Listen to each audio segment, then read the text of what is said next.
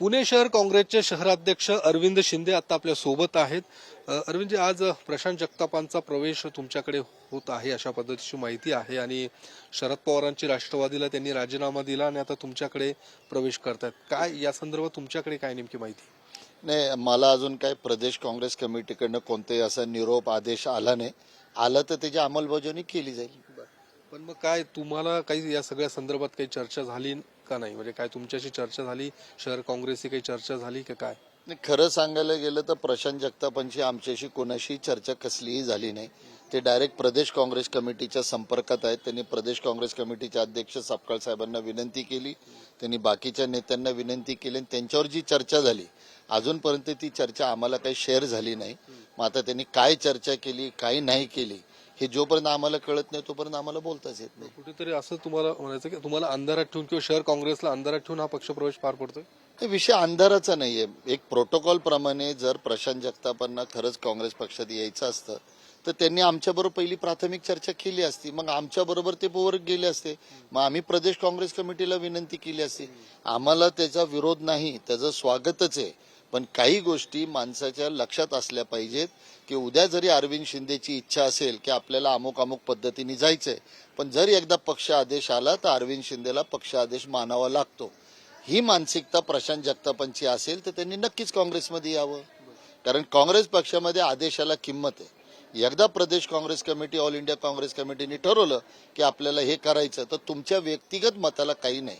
आणि माझा दुसरा मुद्दा आहे, जर प्रशांत जगतापांना आयडियोलॉजीवर जर त्यांनी राष्ट्रवादी सोडली असेल तर मग आयडियोलॉजी काँग्रेसकडे आहे, त्यांनी बिगर काय अटी शर्तीचा डायरेक्ट प्रवेश करावा. मग दुसरं कारणच काय? काय अटी शर्ती ठेवल्यात असं काही मग विलंब का लागतो हा विषय. जो आयडियोलॉजीला मानत असेल त्याला प्रवेशच आहे ना. तर आयडियोलॉजीला तुम्ही मानत असेल आणि आम्ही त्या आयडियोलॉजीला स्टिक असेल तर तुम्ही डायरेक्ट प्रवेश केला पाहिजे. विलंब लावला पाहिजे. मग डायरेक्ट वर बोलण्याचं कारण काय? मग थोडेफार प्रश्नचिन्ह आमच्या समोर उभे राहतात की तुम्हाला डायरेक्ट वर काय बोलायचं आणि काय नाही बोलायचं. म्हणून आमचं म्हणणं आहे की तुम्ही 1 to 1 एवढ्या वर्ष तुम्ही आम्ही 15-20 वर्ष काम केले, काही लांब नव्हतं, तुम्ही आमच्याशी चर्चा करायला पाहिजे. केली असते ठीक आहे. मी परत एकदा सांगतो की त्याचं स्वागत आहे, विरोध नाही. पण काही गोष्टी त्यांनी कळल्या पाहिजेत की ते येत असतील तर त्यांना ज्या गोष्टीला ते विरोध करतायत, ज्या पद्धतीने विरोध करतायत किंवा जे पक्ष आदेश मानत नाहीत, त्यांना हे कळलं पाहिजे की काँग्रेस पक्षामध्ये पक्ष आदेशाला किंमत असते. पक्ष आदेश कोणताही असो, तुम्हाला आवडत असेल नसेल त्याला मानावं लागेल. ह्या मानसिकतेने त्यांनी यावं स्पष्ट. विरोध जरी नाही म्हणत असला तर नाराजी ती दिसून येते तुमच्या बोलण्यात किंवा शहर काँग्रेसच्या एकूण ती नाराजी आहे. कारण तिकडे बाळासाहेब शिवरकर पण नाराज असल्याचं बोललं जाते आणि तुम्ही देखील ज्या पद्धतीने तुमचं म्हणणं तुम्ही मांडतायत त्यामधनं नाराजी दिसून येते. नाही, विषय आमची नाराजगीचा नाही, विषय आमच्या प्रोटोकॉलचा आहे. माझं म्हणणं, तुम्ही आमच्यावर 15-20 वर्ष काम केलंय तर तुम्हाला आमच्याबरोबर काम करायचं असेल तर तुम्ही आले असते, चर्चा केली असती.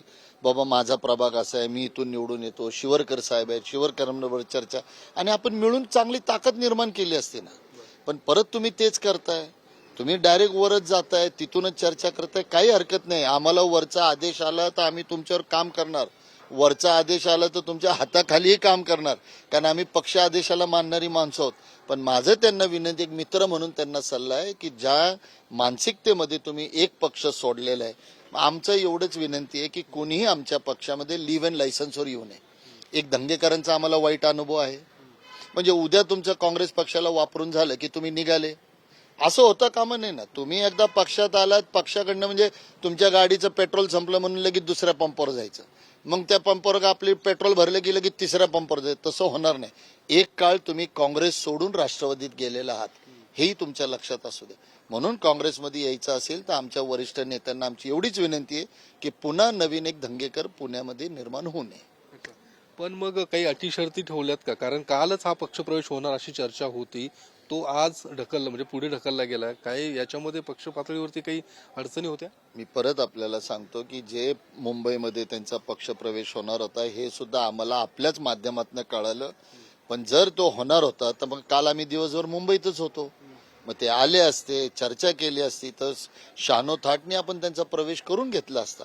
पण त्यांना आमच्याशी चर्चा न करता वरिष्ठाची चर्चा करायची होती. ह्याचाच अर्थ असा आहे की त्यांचे काही अटी शर्ती असतील.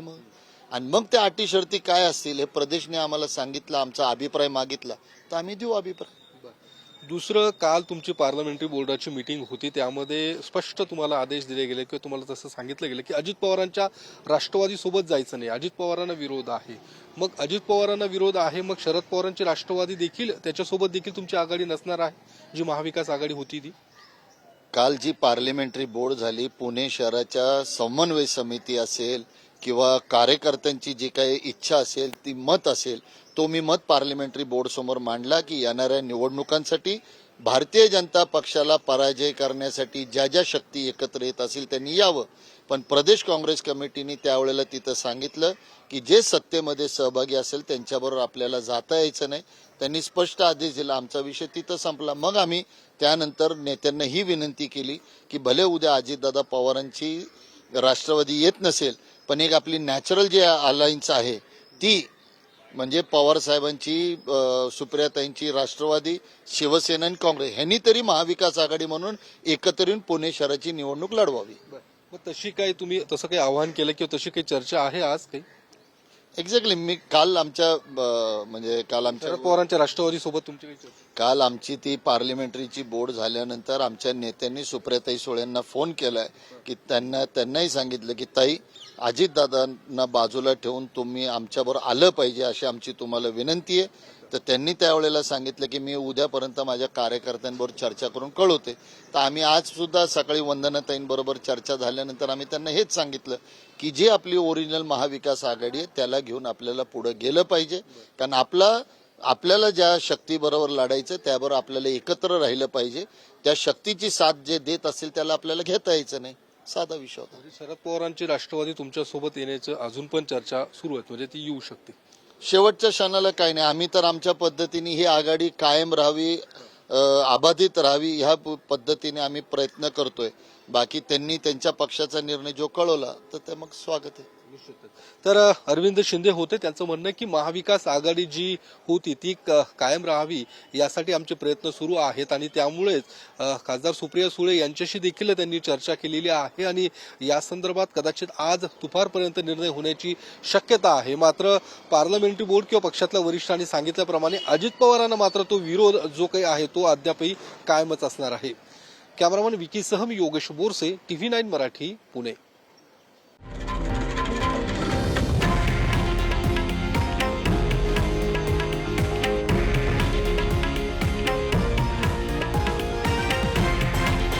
हे आहे देशातील नंबर 1 न्यूज नेटवर्क आणि आपण पाहत आहात TV9 मराठी, एकमेव.